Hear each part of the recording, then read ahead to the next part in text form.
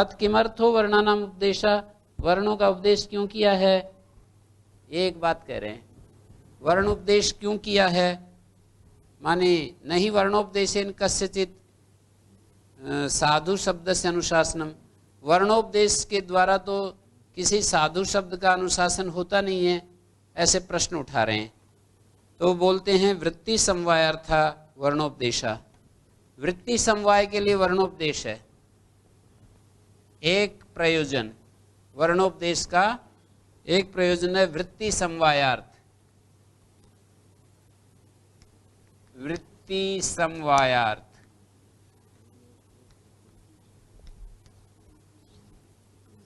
दूसरा प्रयोजन है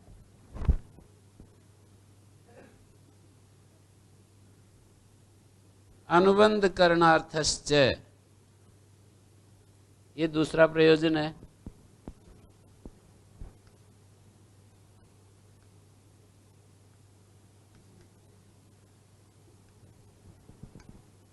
अनुबंध करणार्थश्च। और तीसरा प्रयोजन है इष्ट बुद्ध्यर्थ,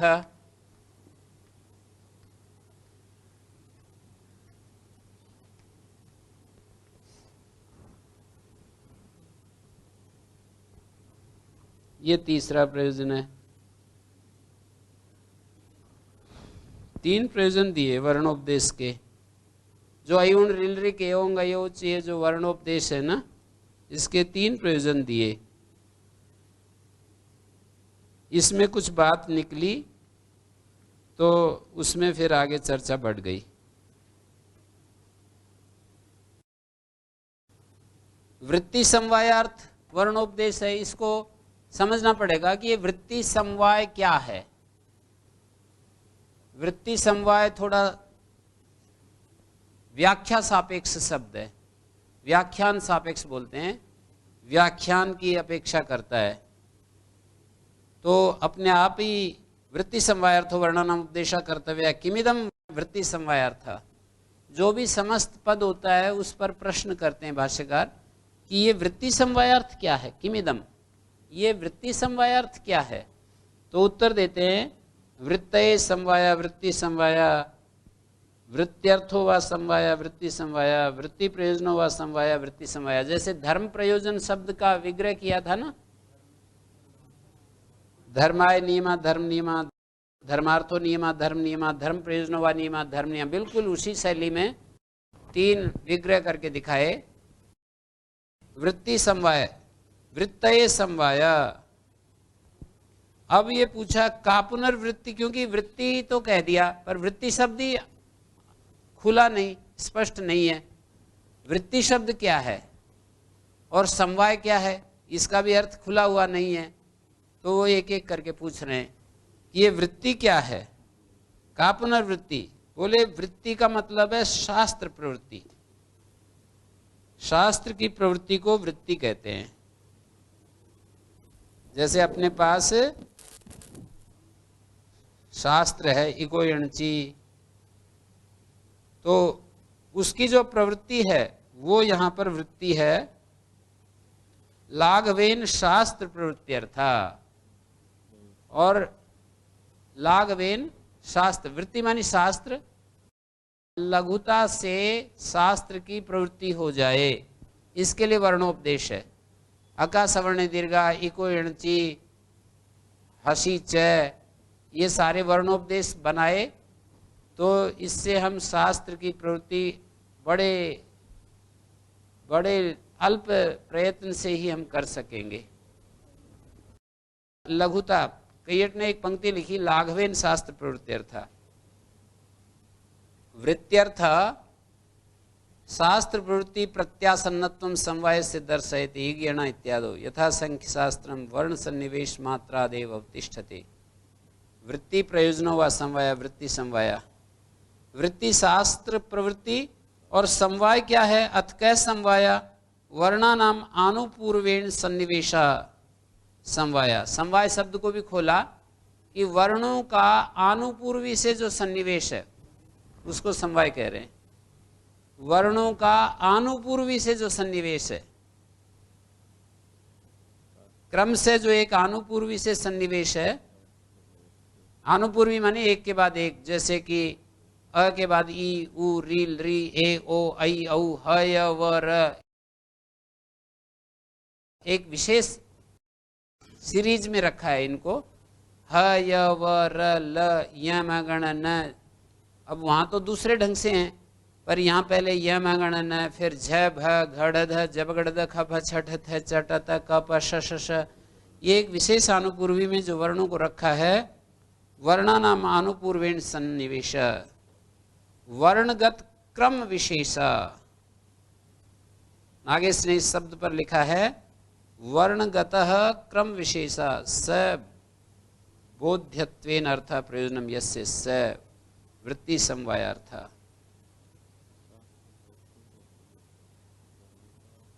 अथ कह पुनः उपदेशा, उपदेश क्या है? उच्चारणम। कुत एतत्, उपदेश का अर्थ उच्चारण कैसे है? कुत एतत्, ये अर्थ कैसे निकला? तो कहते हैं दिशि उच्चारण क्रिया। दिस धातु का अर्थ उच्चारण होता है, दिस धातु उच्चारण अर्थ में आती है। उच्चार्य ही वर्णान आह, उपदिष्टा इमे वर्णा, उच्चारण करके, और आचार्य बोला हमने वर्णों का उपदेश कर दिया, जो हमें वर्णों का उच्चारण करना था वो कर दिया। उच्चार्य ही वर्णान आह, आचार्य अपने शिष्यों को ऐसे उच्चारण करके वर्ण, फिर ये एक वाक्य बोला होगा कि उपदिष्टा इमे वर्णा, हमने इन वर्णों का उपदेश कर दिया। अथ किम अर्थो वर्णा नाम उपदेश है इसमें? इस पर जी प्रदीपकार इसमें कह रहे कि कस्यचित असाधु शब्द मतलब किसी भी साधु शब्द का अनुशासन नहीं होता है। नहीं, वर्णोपदेशेन कस्यचित साधु शब्दानुशासनम, वर्णोपदेश से गौ, मनुष्य, ऐसे कोई साधु शब्दों का अनुशासन तो बना नहीं। ये कर क्यों रहे हैं? गौ, अश्व, गर्दभ, ये जो साधु शब्द हैं इनका अनुशासन थोड़ी बना। ये प्रकृति प्रत्यय विभाग पूर्वक वो तो प्रयोजन देंगे, जो आप मन में आ रही है बात कि बिना वर्णों के कैसे आगे चलेगी बात, वो तो कह ही रहे हैं आगे कि वर्णों में ही सारी बात छिपी हुई है, वो तो आगे आ ही रही है। गुरुजी, ये वृत्ति समवाय का जो अर्थ किया, शास्त्र प्रवृत्ति और अनुपूर्वीण सन्निवेश, अब इन दोनों शब्दों को लेकर हम अर्थ के साथ जब करेंगे शास्त्र प्रवृत्ति और सन्निवेशार्थ उपदेश, फिर इसका क्या अर्थ होगा? शास्त्र प्रवृत्ति वृत्ति होगी और समवाय हो गया वर्णों का क्रम, वर्णगता क्रम विशेषा, और अर्थ का फिर ये नागेश की पंक्तियां देखिए, उससे स्पष्ट हो रहा है। स बोध्यत्वेन अर्थ प्रयोजनम यस्य, अर्थ का अर्थ प्रयोजन है, और यस्य स तथोक्त, सती ही अक्षर समाम्नाये अजादि संज्ञाभिर्लाघवेन शास्त्र प्रवृत्ति इगणा इत्यादो यथा संख्य प्रवृत्तिश्च अनेन अस्य शास्त्र बहिर्भूतत्वं सूचितम। अतएव मंगलार्थम महता, ये तो सब इन्होंने अपने ढंग से व्याख्या की है। तो यस्य शब्द से क्या लेंगे? वर्णानाम उपदेशः, वृत्ति समवायार्थः वर्णानाम उपदेशः। जो वृत्ति समवायार्थ है ना, इसका अन्य पदार्थ क्या होगा? देखिए, मैं स्पष्टता के लिए यही लिख देता हूं। वृत्ति मानी शास्त्र प्रवृत्ति। नागेश की पंक्ति को यहां लिख रहा हूं ब्लैक बोर्ड पर। वृत्ति शास्त्र प्रवृत्ति,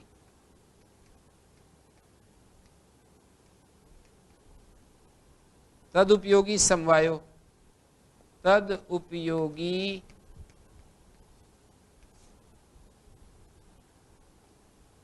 समवाय वर्णगतः क्रम विशेष।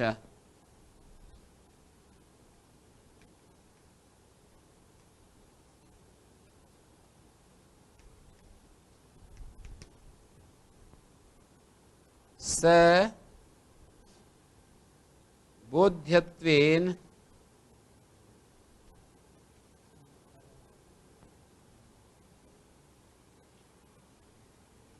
अर्थः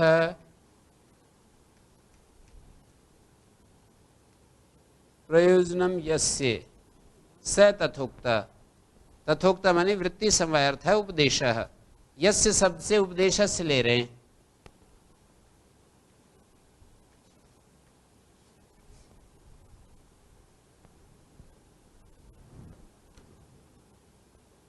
वृत्ति मानी शास्त्र प्रवृत्ति। तदुपयोगी समवायो वर्णगता क्रम विशेषा। समवाय का मतलब है वर्णगत क्रम विशेष। वह क्रम विशेष बोध्य रूप से प्रयोजन है जिस उपदेश का। हाँ जी, तो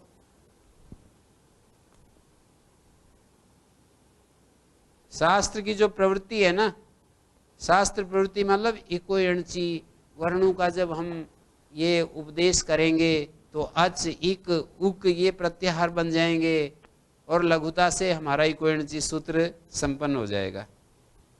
शास्त्र आराम से हम लगा देंगे इको एणची इगेणा संप्रसारणम आदि आदि। यथा संख्यम अनुदेशा समानाम इगेणा संप्रसारणम। इगेणा है ना, तो यथा संख्यम अनुदेशा समानाम शास्त्र की प्रवृत्ति हो जाएगी। जब ये समवाय वर्णगत क्रम विशेष जब होगा तो लघुता से शास्त्र की प्रवृत्ति हो जाएगी। सबोध्यत्वेन अर्थ प्रयोजनम अस्य। बोध्य रूप से प्रयोजन है जिसका, क्रम विशेष का। वर्णगत क्रम विशेष के लिए स शब्द बोला गया है।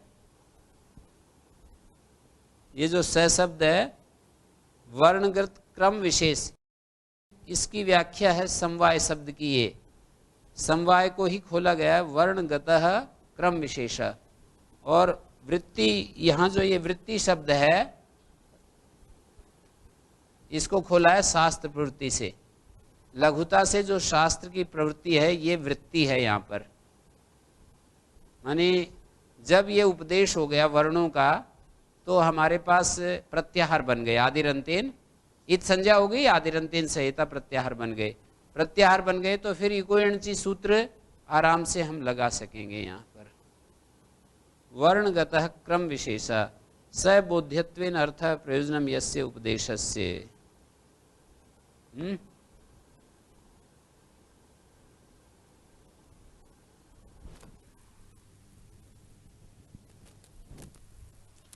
गुरुजी ऐसा अर्थ कर सकते हैं क्या कि शास्त्र लाघवता से शास्त्र प्रवृत्ति के लिए वर्णों के अनुपूर्व्य से सन्निवेश प्रयोजन वाला यह उपदेश है ऐसे? लघुता से जो शास्त्र प्रवृत्ति है वृत्ति के लिए जो समवाय जी, लघुता से शास्त्र प्रवृत्ति के लिए जो वर्णों का क्रम विशेष रखा है, चतुर्थी है ना जी, यहाँ पर चतुर्थी है जी में वृत्तये समवाया। हाँ, लघुता से शास्त्र प्रवृत्ति के लिए जो वर्णों का एक क्रम रखा है वो प्रयोजन है जिस उपदेश का। जी, तो अनुबंध करणार्थश्च, अनुबंध करणार्थश्च वर्णानाम उपदेश दूसरा प्रयोजन है। अनुबंधों को लगाने के लिए भी वर्णों का उपदेश किया है। कैसे अनुबंध लगाए? जैसे कि अनुबंधान आशंक्ष्यामि नहीं अनुपदिश्य वर्णान अनुबंध शक्या विज्ञातुम सय वर्णानाम उपदेशो वृत्ति समवायार्थश्च अनुबंध करना सएष वर्णानाम उपदेश। वर्णों का उपदेश अनुबंध बोधन के लिए, अनुबंध करणार्थ का अर्थ है अनुबंध बोधन के लिए ये किया है। सएष वर्णानाम उपदेशा, ये वर्णों का जो उपदेश है वृत्ति समवायार्थ है और अनुबंध करणार्थ है। इकट्ठा कर दिया इन दोनों बातों को। वृत्ति समवायार्थ है वर्णों का उपदेश, जो ये अक्षर समामना है ना, अयुण रिलरी के इनकी बात चल रही है। ये अनुबंध करण के भी लिए, अनुबंध का बोध कराने के लिए, अनुबंधों का बोध कराने के लिए प्रत्यार शब्देन अनादि का संज्ञा उच्यन्ते। फिर बोले वृत्ति समवायश्च अनुबंध करणम च, ये दोनों प्रत्याहार के लिए हैं। क्रम विशेष में जो वर्णों को रखा है वृत्ति समवाय और अनुबंध करण, ये दोनों किसके लिए हैं? प्रत्याहार बनाने के लिए हैं। और प्रत्याहार क्यों बनाया? वृत्त्यर्थ है। प्रत्याहार वृत्त्यर्थ, वृत्त्यर्थ मानी लघुता से शास्त्र प्रवृत्त्यर्थ। जैसे अयुण में नया अनुबंध लगा दिया, रील रिक में क लगा दिया, एओंग में गए 13 अक्षर जो जोड़े हैं ना 14 प्रत्याहार सूत्रों में, ये जो 13 अक्षर जोड़े हैं अंतिम अंतिम वाले, उनकी बात कह रहे हैं। अनुबंध करणार्थश्च, अनुबंध लगाने के लिए भी। अनुबंधन आसंक्ष्यामी, आसंक्ष्यामी का अर्थ है अनुबंधों को आसक्त करूंगा, अनुबंधों को चिपकाऊंगा, अनुबंधों को जोड़ूंगा। इसलिए वर्णों का उपदेश करना चाहिए। नहीं अनुपदिश्य वर्णान, वर्णान अनुपदिश्य अनुबंध न शक्या आसंक्तुम, अनुबंध जो है वो नहीं लगाए जा सकते। नहीं अनुपदिश्य वर्णान अनुबंध शक्या आसंक्तुम, अनुबंध नहीं जोड़े जा सकते। आसंक्तुम न शक्या। ओम गुरु जी, हाँ जी। यहाँ जो वृत्तीय समवायार्थ शब्द दिया, इस नीचे जो उसका विग्रह दिया, ये अर्थ प्रदर्शक के लिए समझेंगे ना या समाज के लिए? वो 3 तरह का समास है ना। तो वृत्ति का समवाय क्या है? वृत्तये समवाय जी।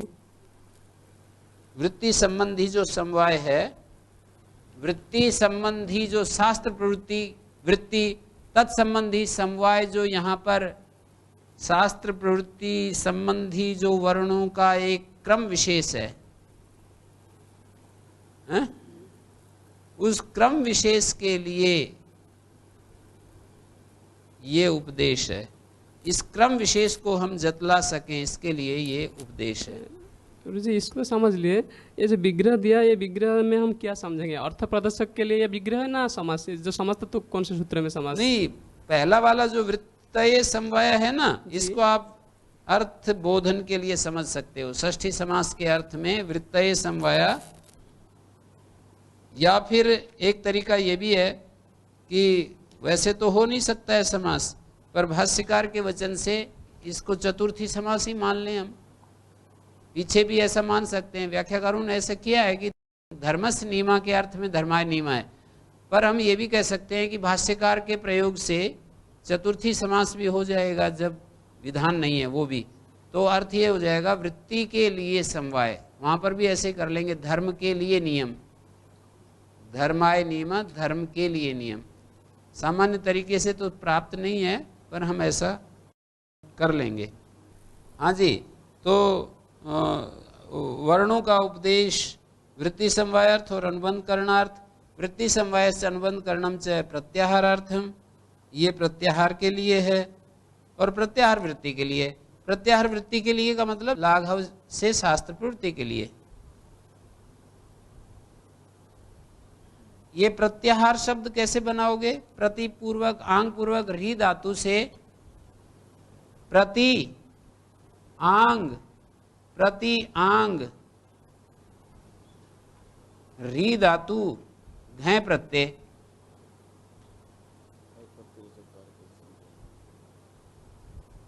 प्रत्याह्रियन्ते संक्षिप्यन्ते वर्णा यस्मिन, अधिकरण कारक में घय करेंगे या तो, या प्रत्याहरण भाव में घय करेंगे और अर्सादिभ्यो अच प्रत्यय करेंगे तो प्रत्याहार बन जाएगा। प्रत्याहार प्रत्याहरण है जिसमें 2 तरीके से प्रत्याहार बन सकता है। प्रत्याह्रियन्ते संक्षिप्यन्ते वर्णास्मिन, प्रत्याह्रियन्ते संक्षिप्यन्ते वर्णास्मिन, सीधा अधिकरण कारक में घय प्रत्यय करें। ये तो आइडिया आपको मिल रहा होगा ना। जो मैं बहुत दिन से एक बात पर जोर दे रहा हूं, धातुओं से जो प्रत्यय होते हैं वो किसी न किसी कारक को कहने के लिए आते हैं या भाव को कहने के लिए आते हैं। तो जब घय प्रत्यय करेंगे ना, प्रतिपूर्वक आंग पूर्वक री धातु से, तो वो या तो अधिकरण कारक को कहे या फिर भाव को कहे। अधिकरण कारक को कहेगा तो प्रत्याह्रियन्ते संक्षिप्यन्ते वर्णास्मिन, ऐसा अर्थ हो जाएगा। और जब भाव को कहेगा तो प्रत्याहरणम प्रत्याहार, ऐसा अर्थ हो जाएगा। हैं? करण में प्रत्याहार तो वो चीज है ना जिसके अंदर सारे वर्ण वो होते हैं, संक्षेप रूप से इकट्ठे हो जाते हैं। तो ये प्रत्याहार की बात आई। या फिर प्रत्याहार को हम भाव में घे माने, भाव में, और अर्सादिभ्योच एक प्रक्रिया है, उसी शब्द से वाला अर्थ को देने लगता है। जैसे दृढ़ स्थूल बलयो, तो बल शब्द बल वाले अर्थ को, बलवान अर्थ को देने लगता है। जब अर्सादिभ्यो माने अभिन्न रूप से वही शब्द जब वाले अर्थ को देने लगे तो अर्सादी अच करके उसको सिद्ध कर लेते हैं। एनांग विकार है, अंग शब्द का अर्थ अंगी कर लेते हैं। एनांग विकार है माने जिस अंग से अंगी का विकार लक्षित होता है। एनांग विकार है जिस अवयव से, जिस अंग से अंगी का विकार लक्षित होता है। हाँ जी। ओम गुरु जी, ये जैसे वृत्ति का जो अर्थ है वो एक ऐसा ही रहता है या उसके प्रसंग के अनुसार बदल जाता है? प्रसंग के अनुसार बदल जाता है। योग दर्शन में अलग है, ठीक। व्याकरण में अलग है। यहाँ पर तो लाघवेन शास्त्र प्रवृत्ति, और दूसरे अध्याय में जब महाभाष्य में आप पढ़ते पढ़ते जाओगे तो केयम वृत्ति, ये वृत्ति क्या चीज है, तो परार्था विधानम वृत्ति, वहां पर अर्थ का विधान करने वाली वृत्ति होती है, ऐसे कहेंगे। वहां कृत तद्धित समास एक से सनाद्यंत, ये 5 वृत्ति ली गई हैं। यहाँ पर ये वृत्ति शब्द का जो वार्तिकार ने प्रयोग किया है एक विशेष अर्थ में है, वो वाला वृत्ति नहीं। व्याकरण में ही 2 तरह का वृत्ति हो गया। जैसे व्याकरण में ही भाव शब्द के 3 अर्थ हो जाते हैं ना, एक तद्धित प्रत्यय के द्वारा जो भाव कहा जाता है तस्य भावस्तुतलो, एक लह कर्मणि च भावे चा कर्म के भ्या में भावे शब्द है, वो भी अलग अर्थ है, और एक भावे सूत्र में जो घे आता है वो भावे अलग है। और वही भावे लह कर्मणि च भावे चा कर्म के भ्या है ना, जब वही भावे तयोरेव कृत्यकता खलर्था सूत्र में अनुवृत्ति करके चला जाता है तो वो एक अलग अर्थ हो जाता है। तयोरेव कृत्यकता खलर्था में जो भावे है अनुवृत्ति वाला, वो वही भावे है जो कि भावे हैं सूत्र में भावे पड़ा है। 3-3 18 नंबर सूत्र में जो भावे शब्द पढ़ा है ना, वही भावे तयोरे 3-4 70 नंबर सूत्र में वही भावे है। और लह कर्मणि से भावे चा कर्म के भ्या में भावे अलग है। तो मैं ये कहना चाहता शब्दों का अपना किस प्रसंग में कौन शब्द बोला गया है तो हमें व्याख्या से समझ लेना पड़ता है, व्याख्यान के द्वारा उसको निर्णय कर लेना पड़ता है। व्याख्यान तो विशेष प्रतिपत्ति नहीं संदेहाद लक्षणम। तो ये बात मैंने एक आपको अतिरिक्त बता दी कि यहाँ प्रत्याहार शब्द में भाव में यदि हम घय प्रत्यय माने तो अर्षादि व्योच, एनांग विकारा में अंग शब्द का अर्थ अंगी लेते हैं। दृढ़ स्थूल बलयों में ये बल का अर्थ दृढ़ स्थूल बलयो, दृढ़ शब्द निपातन है स्थूल अर्थ में और बलवान अर्थ में, बल अर्थ में नहीं बलवान अर्थ में। दृढ़ का मतलब बलवान, ऐसे वहां पर बताया। शब्द तो बल बोल दिया पर अर्थ लेंगे बलवान, अर्षादिभ्योच। अगे इष्ट बुद्ध्यर्थस्य वर्णानाम उपदेशा, इष्टान वर्णान बोध्यामहे, बुध धातु का बोध्यामहे रूप है। बुध धातु का बोध्यामहे रूप है बुध, और ये से और महे उगंत लघुपद से गुण, एकाचो बसो बस जसंत सिद्धो, और खरीचे धैकोत है बोध्यामहे।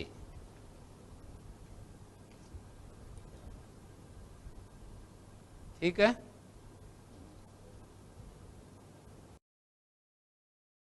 ओम गुरु जी, ये अर्षादिभ्योच से जो भाव में आया है इसका एक बार अर्थ समझ में नहीं आया गुरु जी। प्रत्याहार, जी जी, प्रत्याहार जब बनाएंगे। प्रत्याहार वाला, प्रत्याहरण, प्रत्याहरण इस धर्म वाला प्रत्याहार। प्रत्याहरण अर्थ होगा ना, जो भाव में करेंगे तो ये प्रवृत्ति निमित्त प्रत्याहरण, इस धर्म को जो अपने अंदर लिए हुए, प्रत्याहरण का मतलब सब तरफ से अपने अंदर समेटना। योग सूत्रों में भी प्रत्याहार का प्रवृत्ति निमित्त यही है, इंद्रियों को सब तरफ से समेटने का नाम प्रत्याहरण है।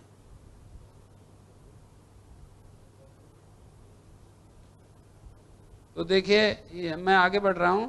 इष्ट बुद्ध्यर्थ वर्णानाम उपदेशा, इष्टान वर्णान बोध्यामय बन गया ना, बोध्यामय बुद्ध धातु का लिट लकार का रूप है, बोध्यते बोध्यते बोध्यन्ते। नहीं अनुपदिश्य वर्णान इष्टा वर्णा शक्या विज्ञातुम, इष्ट वर्णों को नहीं जाना जा सकता है। विज्ञातुम का अर्थ है विज्ञापयितुम न शक्या, अंतर्भावित न्यर्थ है ये। और ये बोध्यामय भी अंतर्भावित न्यर्थ है, इसको भी समझ लो। अंतर्भावित न्यर्थ क्या होती है? अंतर्भावित न्यर्थ है ये बोध्यामय, और ये विज्ञातुम में भी अंतर्भावित न्यर्थ है। जब अंतर्भावित न्यर्थ होती है तो वो धातु बिना ही निच के निच प्रत्यय के अर्थ को दे देती है। बोध्यामय माने बोधयिष्यामहे, इष्टान वर्णान बोध्यामहे बोधयिष्यामहे, इष्ट वर्णों का बोध कराऊंगा, इसलिए वर्णों का उपदेश किया, इष्ट वर्णों का बोध कराऊंगा। और नहीं अनुपदिश्य वर्णान इष्टा वर्णा शक्या विज्ञातुम, विज्ञातुम का अर्थ हो जाएगा विज्ञापयितुम। अर्थ तो निच का है, प्रत्यय निच नहीं है। विज्ञातुम माने विज्ञापयितुम,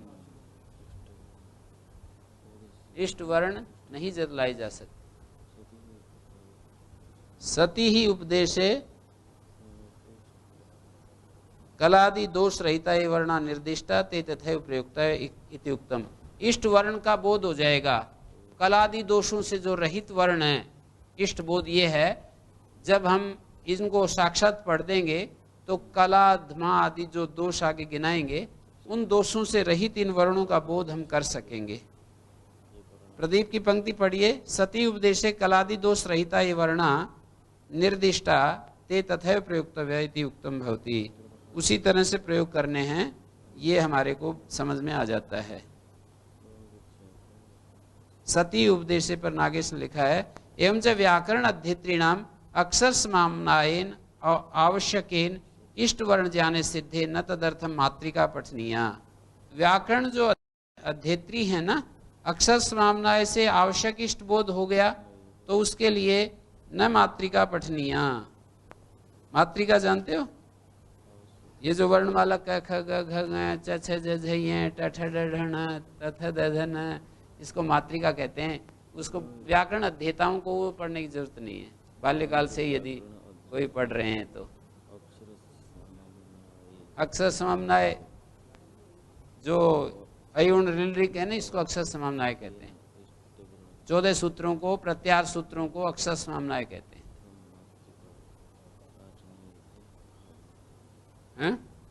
मातृका, मातृका तदर्थम मातृका न पठनीया। इसके लिए बोध के लिए, आवश्यक वर्ण बोध के लिए ना मातृका पढ़ने की जरूरत नहीं। इष्ट बुद्ध्यर्थश्च, ये आगे प्रश्नकर्ता प्रश्न उठा रहा है। यहां तक तो प्रयोजन दे दिया, किमर्थो वर्णानाम उपदेशा, इसके 3 प्रयोजन दे दिए। अब आक्षेप करने वाला जिज्ञासु ये प्रश्न कर रहा है, इष्ट बुद्ध्यर्था चेत उदात्त अनुदात्त स्वरितानुनासिक दीर्घ प्लुतानाम उपदेशा कर्तव्य। इष्ट बुद्ध्यर्थ बता रहे हो ना गुरुजी? हाँ जी। ये जो कुहस्चो आदि सूत्र हैं, चोकु आदि, उनके लिए तो ये मातृका पढ़नी जरूरी है। यदि नहीं पढ़ेंगे तो फिर वहां अर्थ नहीं कर पाएंगे। जी हाँ, उसके लिए तो पढ़ना पड़ेगा। तब ये किस आधार पर कह रहे हैं कि न तदर्थम मातृका पाठनीय इति? हाँ, मतलब इष्ट बोध के लिए मातृका पढ़ने की जरूरत नहीं है। इसका मतलब है कि उसके लिए तो पढ़ सकते हैं, वो कवर्ग आदि के बोध के लिए। क ख ग घ ङ होता है ना, मातृका वर्णमाला पढ़ाते हैं तो क ख ग घ ङ ऐसा अनुदित सवर्णश्चा प्रत्यय उदित वर्ण सवर्ण का ग्राहक है, उसके लिए तो मातृका पढ़ना पड़ेगा। पर ये जो इष्ट बोध के लिए मातृका पढ़ने की जरूरत नहीं है, ऐसे कुछ संगति लगानी पड़ेगी। इष्ट बोध के लिए मातृका पढ़ने की आवश्यकता नहीं है।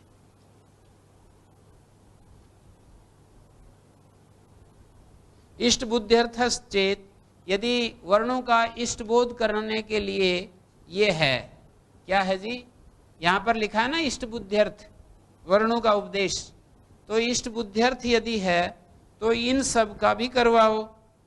उदात्त अनुदात्त स्वरित देखिए, उदात्त अनुदात्त स्वरित इनका भी बोध कराओ।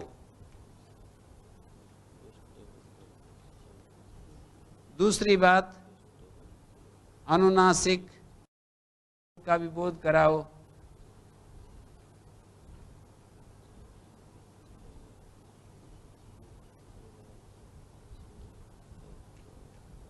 तीसरी बात, ह्रस्व दीर्घ प्लुत, दीर्घ और प्लुतों का भी। ये तो पढ़े हैं ना, दीर्घ जैसे अ ई उ री, इनके दीर्घ आ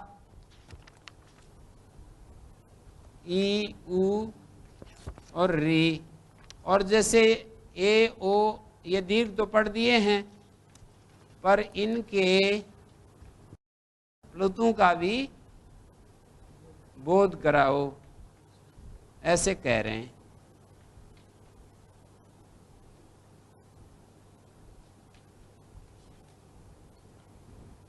अनुनासिक दीर्घ प्लुत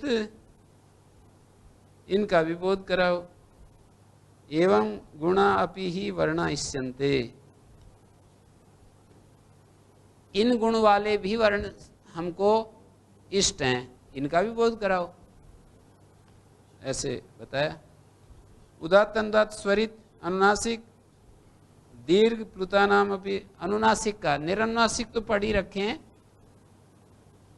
निरनुनासिक तो पढ़ ही रखे हैं, अनुनासिक का भी उपदेश करो, दीर्घ प्लुत का भी उपदेश करो, इन वालों का भी उपदेश करो, इनका भी उपदेश करो, ऐसे कह रहे हैं। दीर्घ और प्लुत का जो जो पढ़ दिए हैं उससे अतिरिक्त का भी उपदेश करो।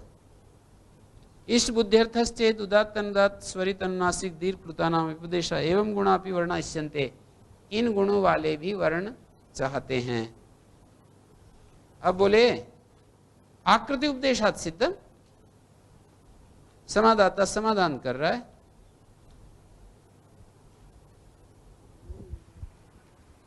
ये एक श्रुतिया जो दिया नहीं, वो एक श्रुतिया तो प्रदीप ने दिया कि एक श्रुति में सूत्र पढ़े हैं तो उदात्त आदि का भी उपदेश करना चाहिए। एक श्रुतिया का क्या अर्थ है? एक श्रुति से जो होता है ना, एक श्रुति होता है ना, इसमें आता है ना दूसरे पाद में मंत्र जैसे एक श्रुति में होता है। एक श्रुति एक स्वर होता है, 7 स्वर होते हैं, उदात्त अनुदात्त स्वरित। एक श्रुति एक स्वर होता है, और स्वरित में जो उदात्त होता है वो एक स्वर माना है, और अनुदात्त तर और उदात्त तर, ये 7 स्वर बताए हैं भाष्यकार ने। तो यहाँ पर एक श्रुति पढ़ा है ऐसे मान करके कह रहे हैं। अष्टाध्यायी में जो सूत्र है वो एक श्रुति में 7 स्वर बताए महाभाष्य में, एक उदात्त, एक अनुदात्त, एक स्वरित। एक स्वरित में उदात्त वो उस उदात्त से भिन्न बताया, एक उदात्त तर बताया उच्च स्तराम व वषटकार, और एक उदात्त स्वरित परस्य सन्नतर, सन्नतर मानी अनुदात्त तर। ये 7 स्वर बताए हैं। एक श्रुति भी एक स्वर बताया, सप्त स्वर में एक श्रुति भी एक स्वर बता दिया।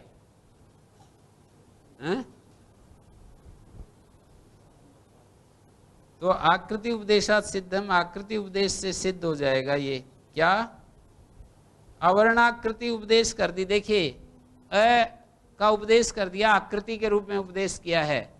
जैसे वृक्ष शब्द का अर्थ वृक्ष होता है ना, वृक्षत्व, छोटा भी, बड़ा भी, मुड़ा हुआ भी, सीधा भी, जैसे भी उसके रूप हो सकते हैं।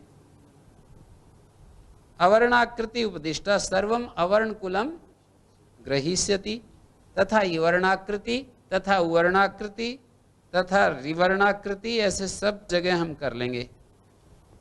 माने उपात्तो भी विशेषो नान्तरिकत्वात् जाति प्राधान्य विवक्षाएं न विवक्षते। यद्यपि जाति अकेली नहीं होती है, कोई ना कोई एक विशेष तो हमारे को सामने रहता ही है। जब कोई उपदेश करेंगे तो बिना व्यक्ति के तो उसका उपदेश होगा नहीं। जैसे कोई भी एक उपदेश करेंगे तो बिना व्यक्ति का सहारा लिए जाति का उपदेश होगा नहीं। लेकिन उपात्तो भी विशेषा, कई ने पंक्ति लिखी है, पढ़ सकते हो। उपात्तो भी विशेषो नान्तरीयकत्वात् अविनाभावित्वात्, नान्तरीयक होने के कारण, अविनाभाव संबंध के कारण जाति प्राधान्य विवक्षा जब होगी तो उसकी विवक्षा नहीं करेंगे। नान्तरिक हेतु दे रहे हैं कि वो तो जरूरी है, वो करना तो करना ही है, उसका सहारा लिए बिना हम प्रयोग नहीं कर सकते। तो अवर्णाकृति उपदिष्टा सर्वम अवर्ण कुलम ग्रहीष्यति। ग्रहीष्यति में दीर्घ किससे हो रहा है? ग्रहोलिटि दीर्घ। सर्वम अवर्ण कुलम ग्रहीष्यति, छोटा इकार होता है ना वैसे ईटागम, तो दीर्घ ई हो जाता है। 7वें अध्याय के दूसरे पाद का सूत्र है ग्रहोलिटि दीर्घ।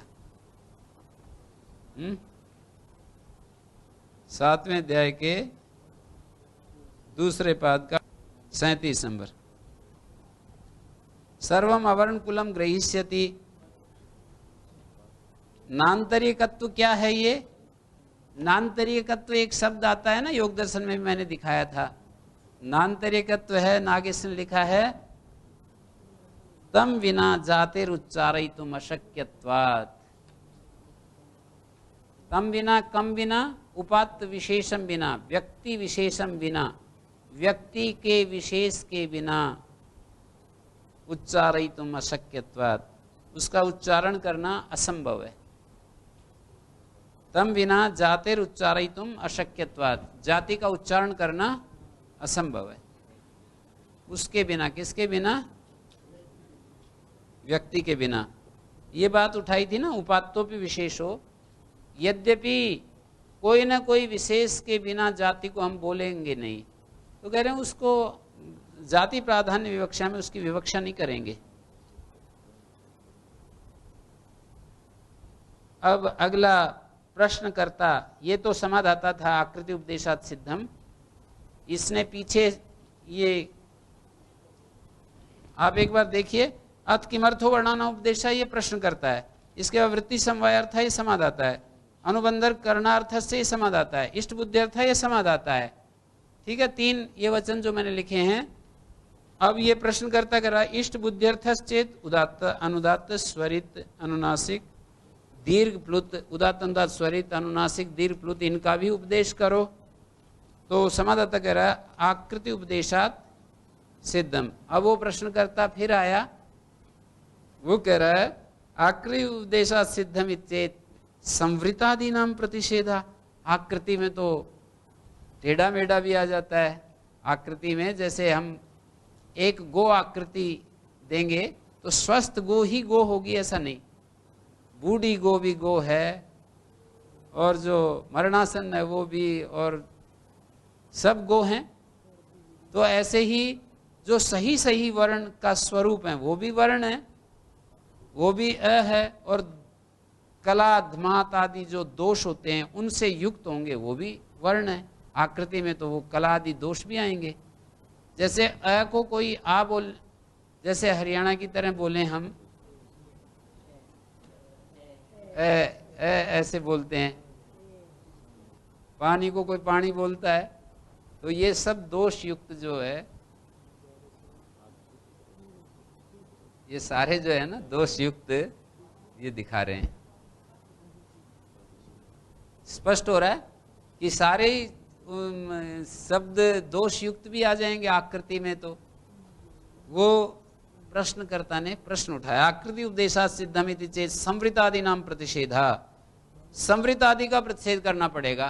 के पुनः संवृत आदि, संवृत आदि क्या है, गिना रहे हैं कि भाई विवृत आकार को संवृत बोलना चाहिए तो कोई विवृत बोले, और आ को कोई विवृत बोलना चाहिए तो संवृत बोले।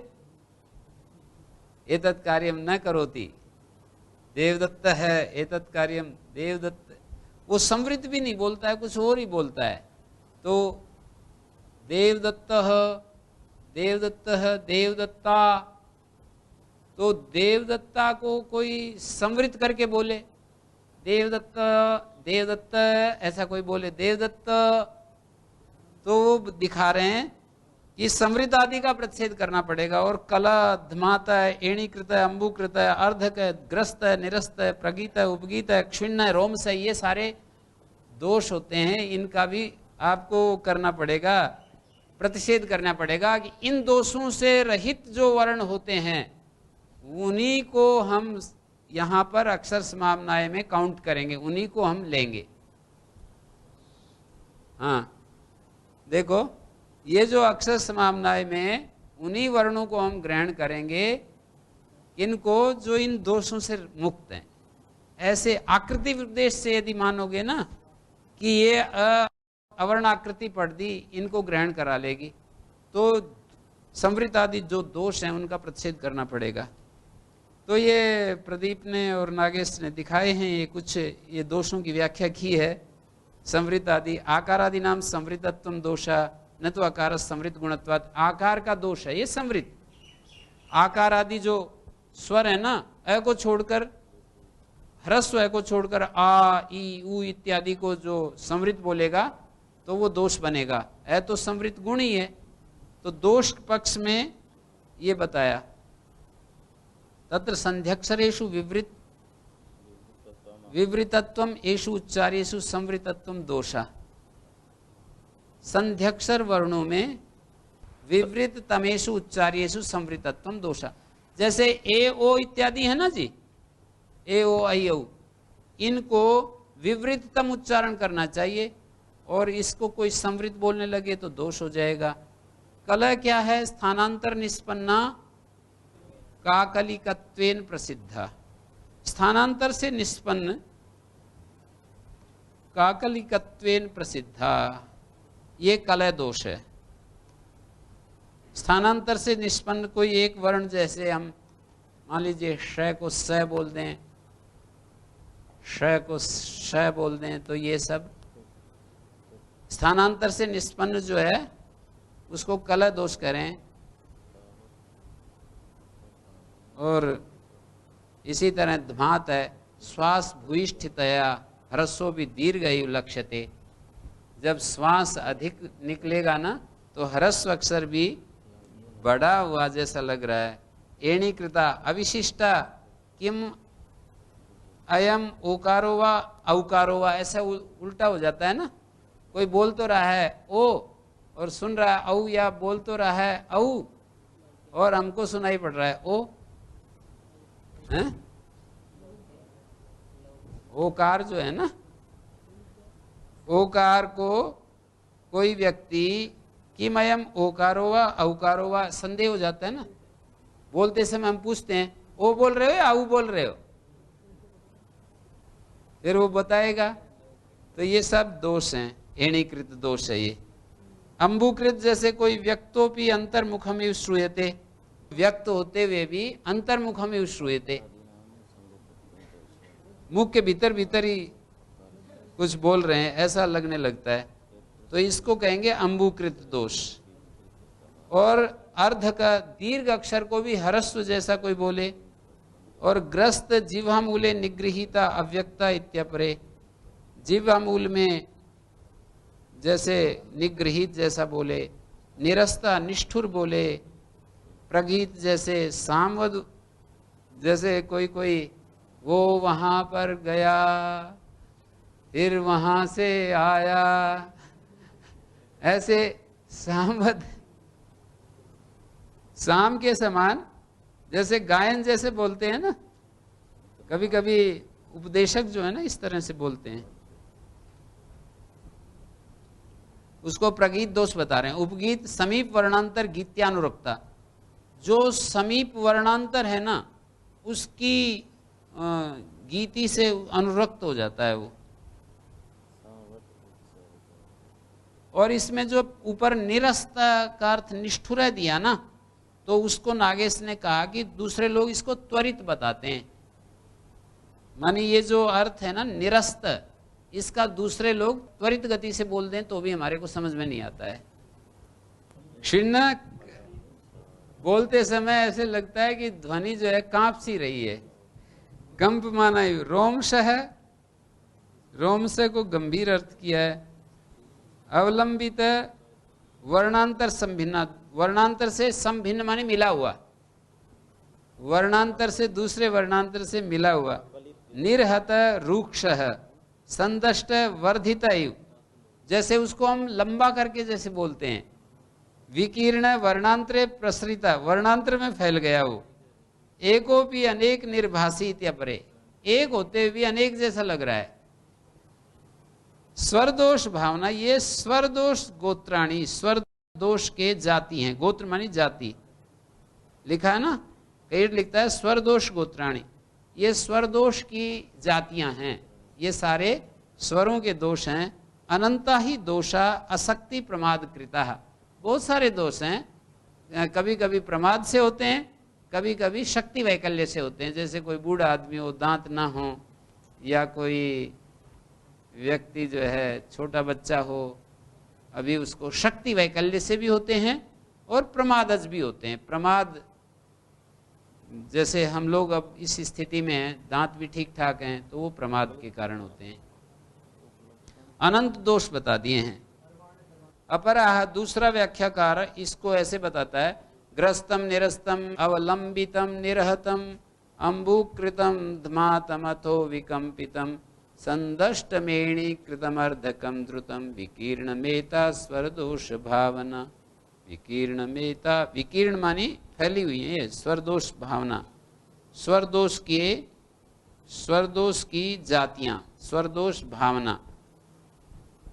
संदष्टमेणी कृतमर्धकम द्रुतम विकीर्णम एता स्वरदोष भावना। ये स्वरदोष की जातियां, ये स्वरदोष के गोत्र फैले हुए हैं। इनके विषय में ये आकृति उपदेश से सिद्ध करोगे तो वो आक्षेप करने वाला ये कह रहा है कि इनका प्रतिषेध करना पड़ेगा, इन सब दोषों का प्रतिषेध करना पड़ेगा। तो अतो अन्य व्यंजन दोषा, और इसके अलावा व्यंजनों के दोष भी बहुत हैं। जैसे कि पलाश पलाश इति माभूत, सकृत शकृत इति माभूत, ऐसे जो है ना मंचक मंजक, व्यंजन दोष भी हैं। वह को बै बोल देते हैं, बै को वह बोल देते हैं, यह को जय बोल देते हैं, जय को ये बोल देते हैं, श को ख बोल देते हैं, ख को, ये सब भी हैं। समादाता समाधान दे रहा है। देखिए दो व्यक्ति चल रहे हैं, एक प्रश्न करता है, दूसरा समादाता। समादाता कह रहा है नैष दोष, इसका कोई दोष नहीं। आगे देखिए 83 पृष्ठ पर, गर्गादि विदादि पाठात संवृतादि नाम निवृत्तिर भविष्यति। संवृतादि दोष रहिता नाम तत्र पाठात। जैसे गर्गादि जो गणपाठ पुस्तक है ना, लगभग 223 कितने गण हैं, तो उन गणों में जो शब्द पढ़े हैं, गर्गादि विदादि जो गण हैं, उनमें जो तरह तरह के बहुत सारे शब्द पढ़े हैं, उस पाठ से निवृत्ति हो जाएगी दोषों की। वो शुद्ध पढ़े हैं, ऐसे कह रहे हैं, दोष रहित पढ़े हैं। उनका जैसे उच्चारण कोई गुरुजी बताएगा करके, फिर वो वैसे ही शिष्य सीख लेगा, तो उन दोषों की निवृत्ति हो जाएगी।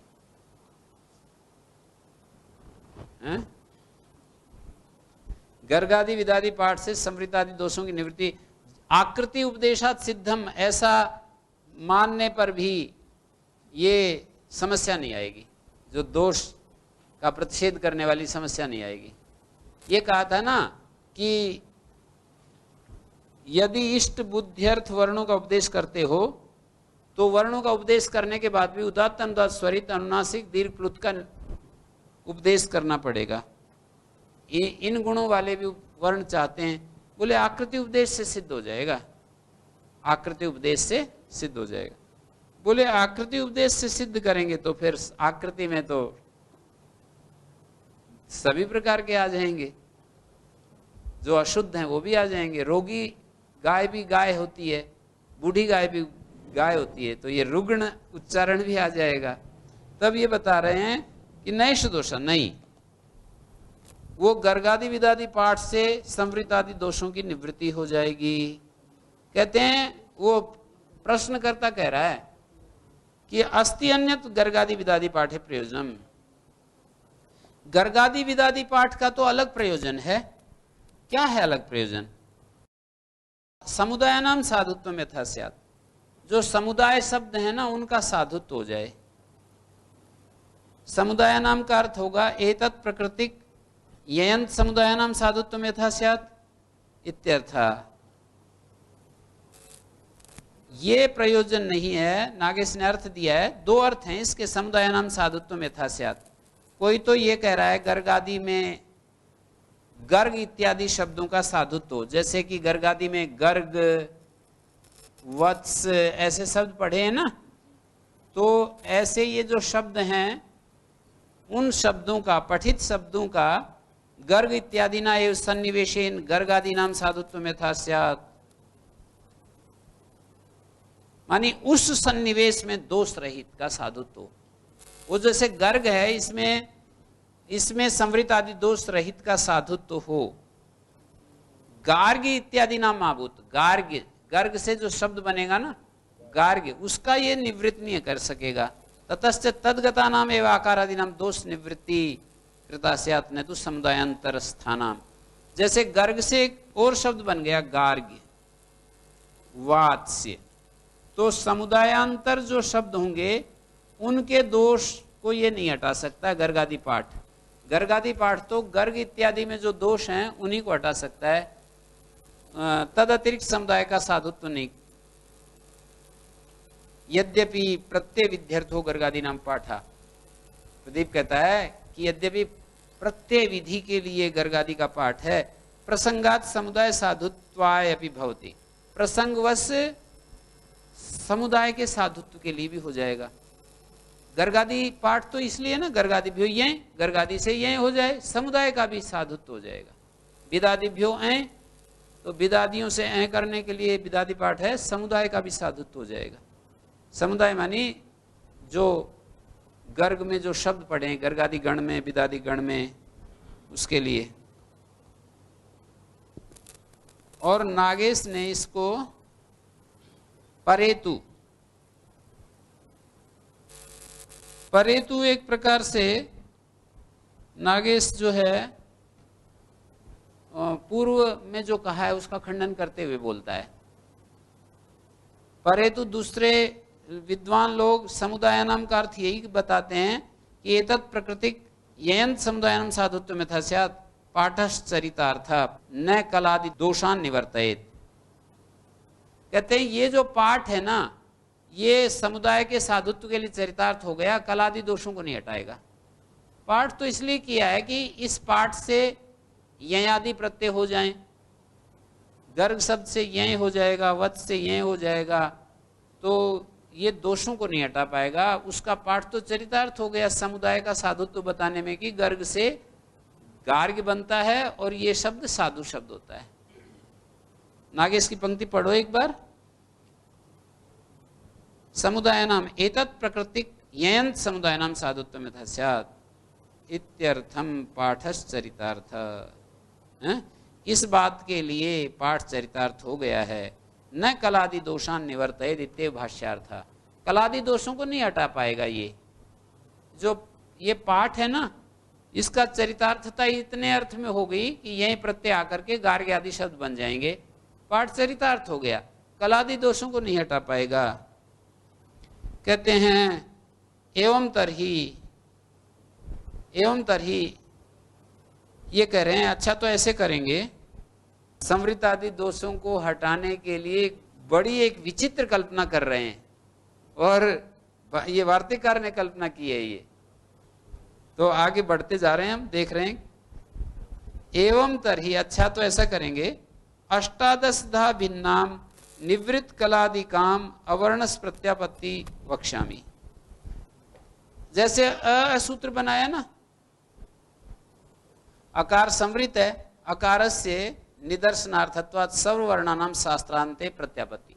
सब वर्णों की, जैसे प्रत्यापत्ति की है ना, सब वर्णों की प्रत्यापत्ति करूंगा। अष्टादशधा भिन्नाम, 18 प्रकार की अलग अलग भिन्नाम बटी हुई। अष्टादशधा भिन्नाम, 18 रूपों में भिन्नाम मानी बटी हुई। ये प्रयोग गीता में भी एक प्रयोग हुआ है, अहंकार आयतीयम में भिन्ना प्रकृतिरष्टधा, खम मनो वायुराप मनोबुद्धिरेव च अहंकार आयतीयम।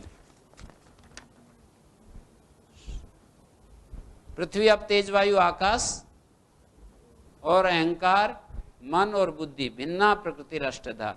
ये 8 रूपों में प्रकृति, मेरी प्रकृति जो है बंटी हुई है, बंटी हुई 8 रूपों में, 8 प्रकार से ये मेरी प्रकृति बंटी हुई है। ऐसा ही प्रयोग यहाँ पर है।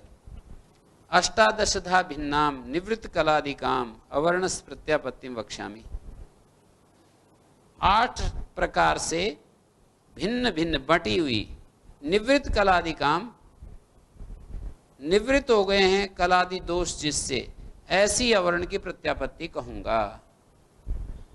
करी रखी है और दूसरे उसके बाद वो जो सूत्र है ना, उसके बाद अनंतरम ऐशाम अभी करिष्यामि, ऐसा बनाऊंगा। सारे उच्चारण करते समय शुद्ध बोलना है।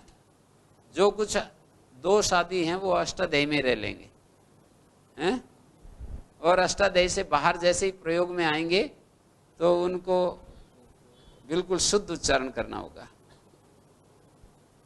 सातरी वक्तव्या, तो प्रत्यापत्ति आश्रयण करने में तो बड़ा गौरव होगा, आपको इतना पढ़ाना पड़ेगा हैं?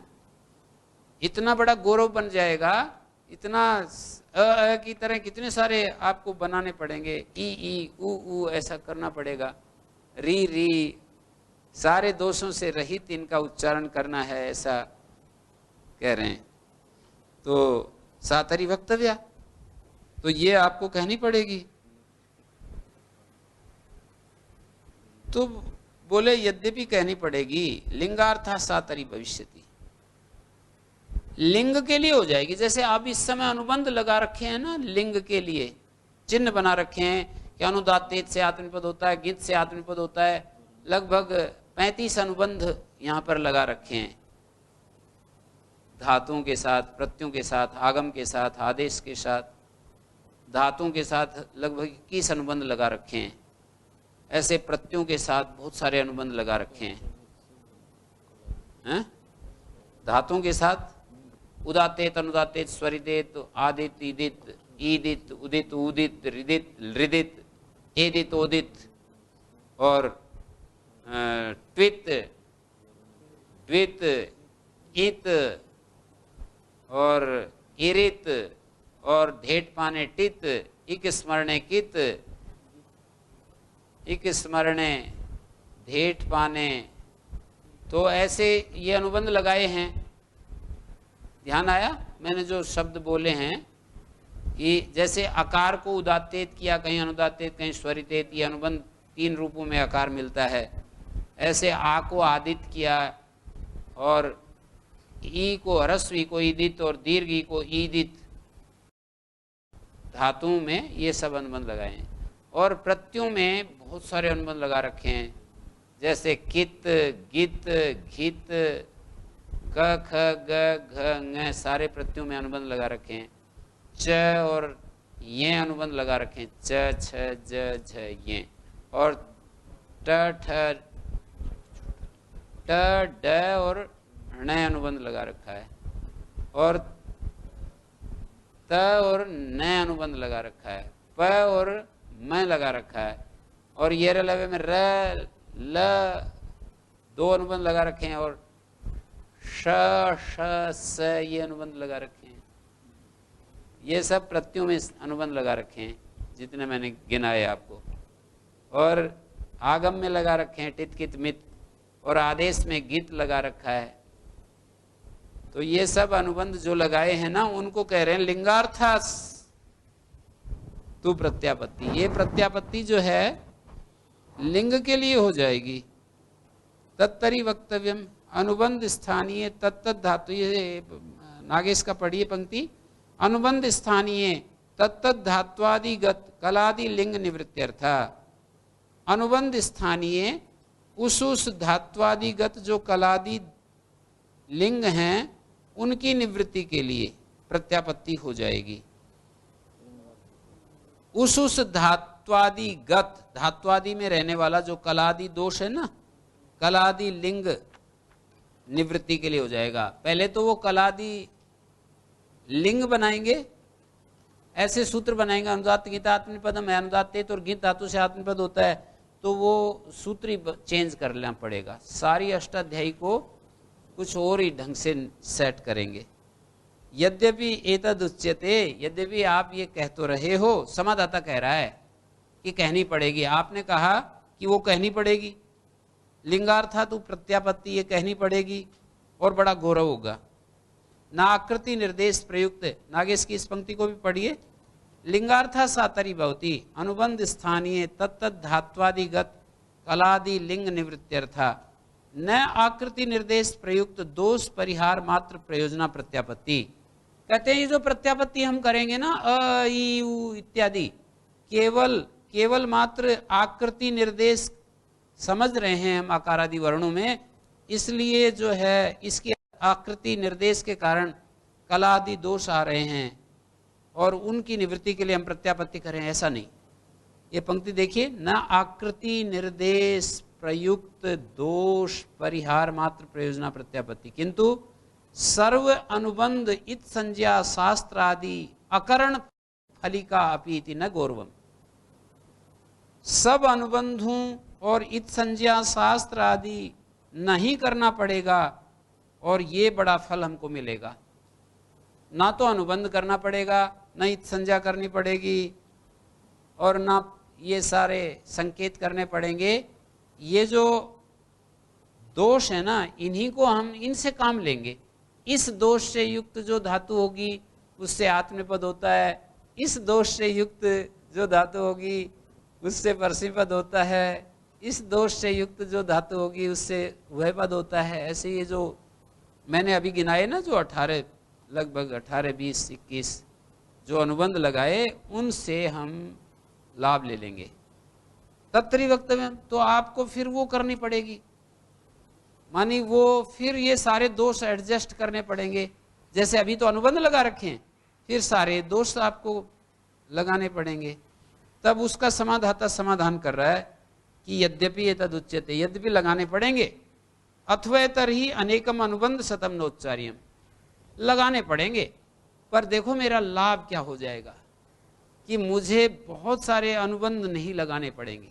एक लाभ, जो अभी 35 अनुबंध जो धातुओं के साथ और प्रत्ययों के साथ लगा रखे हैं ना, बहुत ज़्यादा पूरे शास्त्र में प्रत्ययों के साथ, जैसे घय में घय और ये लगा रखा है, शींग धातु में गय लगा रखा है, और दृशिर धातु में ईर अनुबंध लगा रखा है, इमिदा स्नेह ने ई लगा रखा है, और डुक्रिय में डू अनुबंध लगा, टू एप्री कंपनी में टू लगा रखा है। ऐसे ऐसे बहुत अनुबंध कहते हैं। ये सारे अनेकम अनुबंध शतम, सैकड़ों अनुबंध नहीं लगाने पड़ेंगे।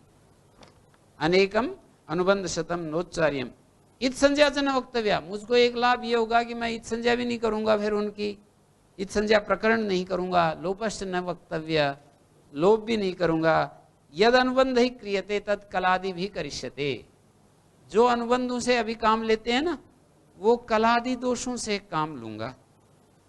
और चिन्ह जो होते हैं वो अपना वो कर देंगे, संकेत कर देंगे, उसके लिए सूत्र बनाऊंगा ऐसे अलग अलग, जैसे इन्होंने दिखाया है। कैसे करूंगा, ये दिखाया है कलाद आत्मनेपदम, ऐसे सूत्र बना दूंगा। अनुदात्तिंगिता आत्मनेपदम नहीं। और ननु अनुबंधा भावे कथम अनादि संज्ञा उपपद्यन्ते। जब आप अनुबंध ही नहीं लगाओगे तो अनादि संज्ञाएं कैसे करोगे, आकाश सवर्ण दीर्घ आदि सूत्र कैसे बनाओगे? आप तो अनुबंध तो लगा नहीं रहे हो, आई उण रिल रिक आदि। तो कहते हैं आदि ही कलई सह, ऐसा सूत्र बना दूंगा।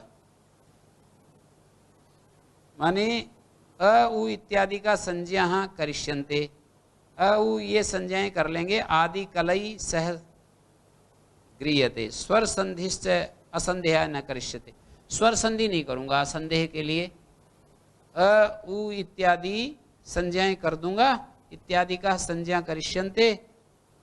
तो ये बतलाया कि ये पूरा का पूरा जो अनुबंधों से किया गया कार्य है वो कलादि के द्वारा संपन्न करूंगा। तो यहां पर यद्यपि एतदुच्यते अथवैतर ही, अथवैतर ही एक निपात है तथापि अर्थ में, यद्यपि कहना पड़ेगा, फिर भी मुझे गौरव नहीं होगा, मतलब ये सब हटाऊंगा और ये करूंगा। सिद्ध्यत्येवं अपाणिनीयम तु भवति, भाष्यकार कहते हैं कर तो सकते हैं ऐसे भी, अब ऐसे ही करने लग गए तो पूरा शास्त्र को इधर उधर करना पड़ेगा। सिद्ध्यत्येवं, सिद्ध तो हो जाएगा, पर अपाणिनीयम भवति, पाणनीय मार्ग को छोड़ करके चलना पड़ेगा, फिर पूरा शास्त्र जो है कुछ और ही एक नया रचना पड़ेगा। यथा न्यासम वस्तु, समादाता वो जो है जिज्ञासु कह रहा है, ये बीच में समादाता ये वार्तिककार ही आकर के लिंगार्थातु प्रत्याप्रति ऐसे कर दिया ना। अब जिज्ञासु कह रहा है कि सिद्ध तो हो जाएगा, भाष्यकार कह रहे हैं, मतलब पूर्व पक्षी की तरफ से ये बात कह रहे हैं भाष्यकार कि सिद्ध तो हो जाएगा पर अपाणनीय होगा। तो समादाता कहता है चलो पाणनी के रास्ते से ही आगे बढ़ते हैं। यथा न्यासम ए वस्तु, यथा न्यासम में क्या समास है? न्यासम अनतिक्रम्य, न्यास मानी सूत्र, सूत्र के अनुसार ही आगे बढ़ते हैं। तो बोले ननुचोक्तम, अभी तो हमने कहा था कि आकृति उपदेशात सिद्धम इति चेत संवृतादि नाम प्रतिषेध, न्यास के अनुसार ही चलते हो। तो ये इसमें जो है पीछे ये बात कही थी ना कि इष्ट बुद्ध्यर्थश्चेत उदात्त अनुदात्त स्वरित अनुनासिक दीर्घ प्लुता नाम उपदेशा कर्तव्य, बोले आकृति उपदेश से सिद्ध हो जाएगा। आकृति उपदेश में ये सारे दोष आ गए, समृत आदि दोष, आकृति उपदेश में ये सब दोष आ गए ना। तो कह रहे हैं कि परिहृतम एतत्, हमने परिहार तो दिया था। वो भाष्यकार ऐसी शैली खूब आएगी पूरे महाभाष्य में, जैसे यथा नासम ए वस्तु ननुचोक्तम आकृति उपदेशात सिद्धम चेत संवृतादि नाम प्रतिषेधा।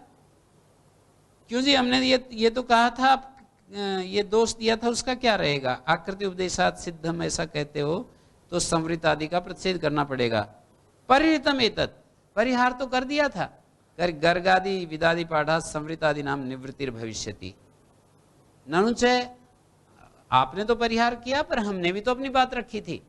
ननुचय अन्यत गर्गादि विदादि पाठे प्रयोजनम इति उक्तम, ऐसा कहा था कि गर्गादि विदादि का प्रयोजन अलग है। क्या? समुदायानाम साधुत्व यथा स्यात्, गर्गादि यंत्र प्राकृतिक जो शब्द बनेंगे उनका साधुत्व हो जाए, अर्थात पाठ तो इतने ही काम के लिए था कि गर्ग आदि से यही प्रत्यय आकर के शब्द बन गए।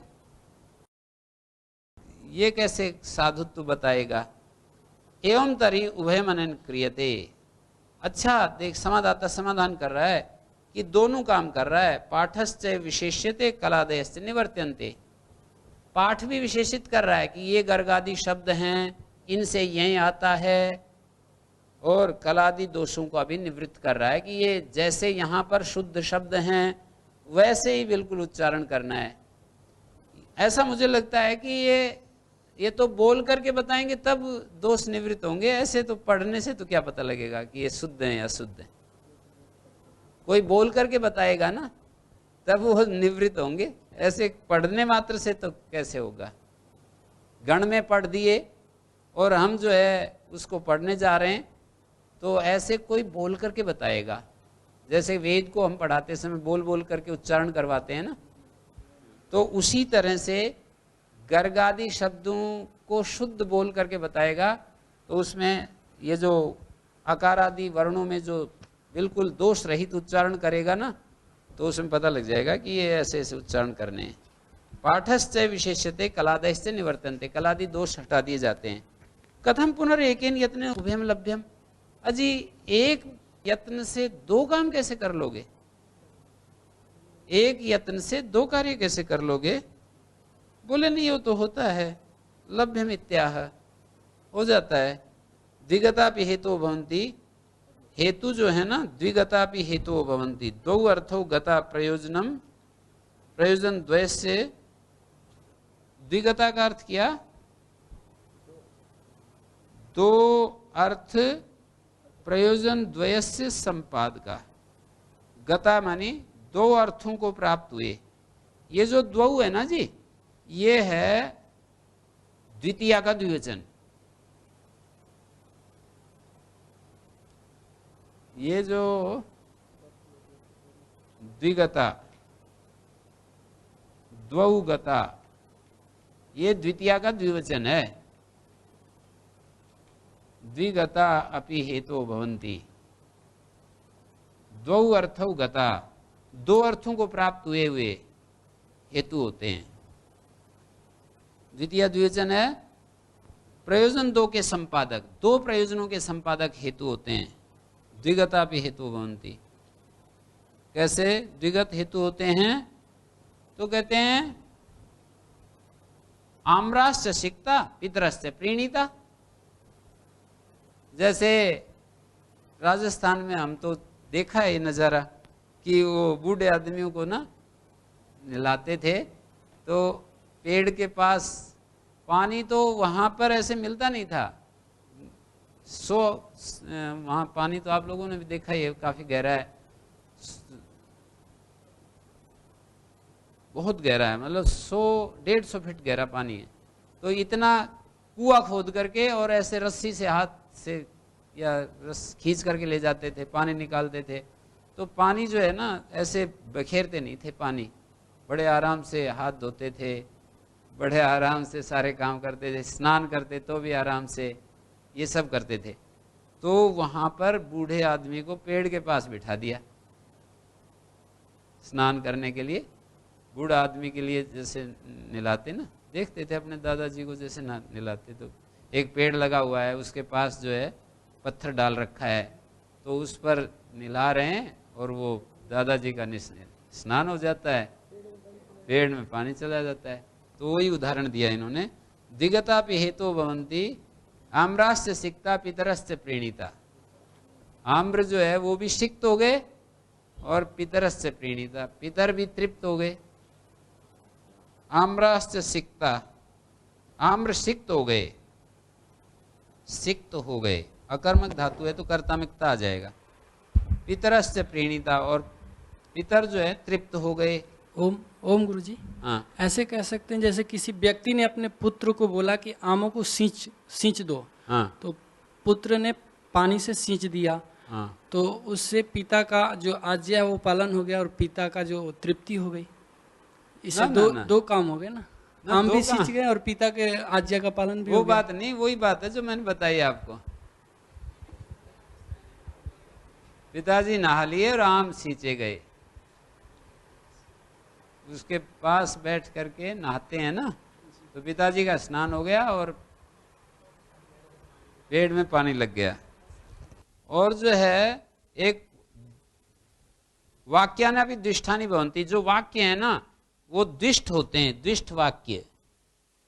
शब्दस्यापि अर्थवत द्विगतत्वम इत्यर्थ, वाक्य भी जो है ना वो द्विगतत्व वाक्य का दिखा रहे हैं। शब्द वाक्यानि भी द्विष्ठानि भवन्ति, द्विष्ट का मतलब होता है दो में स्थित, दो बातों को कहने वाले। द्विष्ट का मतलब दो बात बताने वाले वाक्य होते हैं। जैसे कि किसी ने कहा श्वेतो धावती, तो इस वाक्य का अर्थ एक तो ये निकलेगा कि श्वेत गुण युक्त धावती, कोई व्यक्ति श्वेत गुण युक्त है, वो दौड़ रहा है। और दूसरा है स्व इत धावती, इत मानी यहां से कुत्ता दौड़ रहा है, स्व इतो धावती। अलम्बुषा नाम याता, तो इसका ये भी अर्थ होता है अलम्बुषा नाम याता अलम बुसानाम याता, रुको बस करो बुसानाम याता, जो बुस है ना उसको ले जाने वाला, अलम बुसानाम याता। और दूसरा क्या है, अलम बुसानाम याता देश विशेष में जाने वाला, अथवा इदम तावदयम पृष्ठव्यास। इस तरह समाधान कर दिया इन्होंने, मतलब समुदाय का साधुत्व हो जाएगा। जो इन शब्दों को उच्चारण करके बताएंगे ना तो ठीक ठीक बताएंगे और उसमें समझ जाएंगे कि अ ई उ इत्यादि को कैसे बोलना है। हमको बोलने वाला बताएगा और हमको समझ में आ जाएगा। इतने सारे शब्द जब बोलेगा तो बिल्कुल स्पष्ट हो जाएगा कि अ को कैसे बोलना, ई को कैसे बोलना, व्यंजनों को कैसे बोलना। कोई दोष, जाति पक्ष मानने से भी कोई दोष नहीं आएगा। ऐसे भाष्यकार ने समाधान किया। अथवा इदम तावदयम पृष्ठव्या क्वय में संवृतादया श्रूयेरन, अथवा ये पूछो इससे जो बताता है ना कि संवृतादि दोष आएंगे। इदम तावदयम पृष्ठव्या द्विकर्मक धातु है। इदम ये द्वितीय विभक्ति का एक वचन है और अयम में प्रथमा है। अयम का अर्थ है इससे और इदम का मतलब यह। अयम का अर्थ है यहाँ पर इससे यह पूछना चाहिए। अयम का मतलब इससे यह पूछना चाहिए। क्वय में संवृतादय श्रूयेरन, ये संवृत आदि कहाँ सुने जाते हैं? ये जो अनभित और अभित दो प्रकार के कर्म होते हैं ना, गौणे कर्मणि द्वियादि, गौण कर्म में अभित हो रहा है ये अयम गौण कर्म। गौण कर्म में से अर्थ निकलेगा यहाँ पर। जैसे देवदत्ता यज्ञदत्तम प्रश्नम पृच्छति, तो यज्ञदत्तम का अर्थ है यज्ञदत्त से प्रश्न पूछता है। बोले आगमों में सुनाई पड़ते हैं, आगमा शुद्धा पठ्यन्ते, आगम तो शुद्ध पढ़े हैं। विकारेषु तरहि, जो होते हैं ना अनस्त चिन्हलो आदि विकार होते हैं, एक के स्थान में दूसरा आता है, आदेश होते हैं। विकारा शुद्धा पठ्यन्ते प्रत्ययेषु तरहि, प्रत्यया भी शुद्धा पठ्यन्ते, धातुषु तरहि, धातुओं भी शुद्धा पठ्यन्ते, प्रातिपदिकेषु तरहि, प्रातिपदिकानि भी शुद्धानि पठ्यन्ते, यानी तर्हि अग्रहणानि प्रातिपदिकानि, जो रूढ़ प्रातिपदिक हैं जिनका पाणिनि ने कहीं पर ग्रहण नहीं किया, जैसे अग्नेर ढक आदि तो कह दिए, विदादिभ्यो ऐ कह दिया, गर्गादिभ्यो ये कह दिया, पर जिन प्रातिपदिक को ग्रहण नहीं किया उनका क्या करोगे? एतेषाम अपि स्वर वर्णानुपूर्वी ज्ञानार्थ उपदेश, जो रूढ़ प्रातिपदिक हैं उनका भी कहते हैं उनको भी यौगिक बनाओ। शिष्ट प्रयुक्तत्वेन उणादीनाम प्रशोदरादित्वाच्च साधुत्व अभ्युज्ञानात् सर्वेषाम अत्र संग्रह सिद्धा। इनका भी स्वर वर्णानुपूर्वी के लिए उपदेश करना चाहिए। शश शश इतिमाभूत, पलाश पलाश इतिमाभूत, मंच को मंजक इतिमाभूत, आगमाश्च विकाराश्च प्रत्यया स धातु भी उच्चार्यन्ते ततस्तेषु नेमे प्राप्ता कलादया। आगम विकार प्रत्यय धातु ये सब ठीक ठीक उच्चारण किए गए हैं, नेमे प्राप्ता कलादया, इसलिए कलादि दोष कहीं भी नहीं आते हैं। कहीं भी आकृति उपदेश भी चलेगा और कहीं दोष नहीं आएंगे। ऐसे समाप्त कर दिया। ओम